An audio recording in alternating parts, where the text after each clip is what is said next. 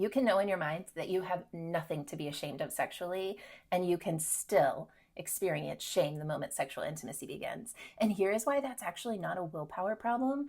It's a neuroscience problem. And it's important for you to be able to know about it and name it as you seek to recover or heal from any internalized shame as a result of the purity culture movement.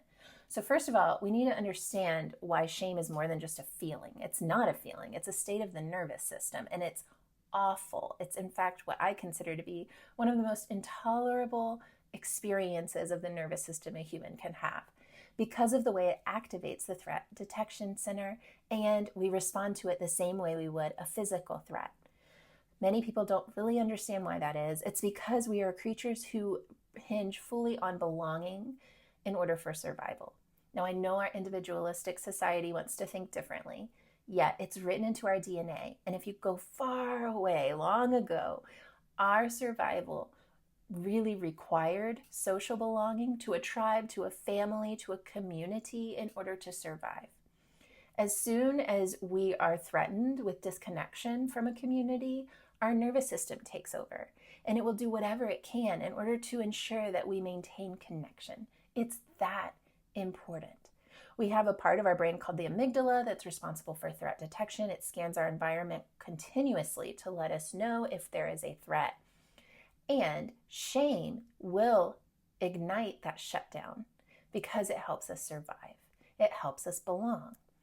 And what many people don't understand when it comes to purity culture, this isn't a top-down process. This is a bottom-up process. Healing needs to be bottom-up.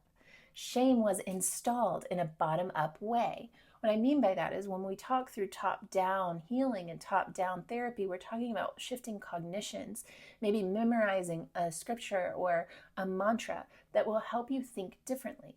And there is some truth to that. We have empirical evidence of CBT, cognitive behavioral therapy, being radically impactful for people. And it can be. But here's the deal.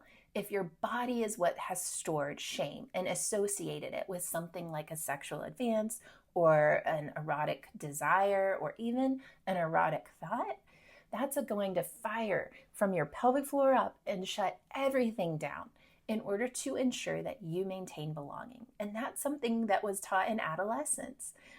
In the time that peer-to-peer dynamics and belonging was of utmost importance, not just from a survival standpoint, but for the sake of development, we also had information being shared culturally that said you need to shut this part of your development down for the sake of belonging. This is when everyone gets mad at me and says, I probably just want kids and teens to go out and have sex. That is not what I am saying, of course. I am saying that there is really natural primal development built into our bodies. I believe that God built into our bodies that is beautiful and okay, and it's not something to fear. It's something that we can just notice. We don't have to assign morality to it, and yet an entire generation did. They associated morality to their sexual development and learned to completely abdicate it for the sake of social belonging. Now, when shame and sex consistently fire together neurologically, that doesn't just stop on the wedding night. That is built into your body. And that is why you can't think your way out of shame. It's a bottom-up healing journey. This is why I really lean hard in my Rescripting Sex course into the somatic practices. Lori Brado's work with mindfulness and pleasure. I talk about yoga and dropping into your body and noticing different sensations. We slow way down.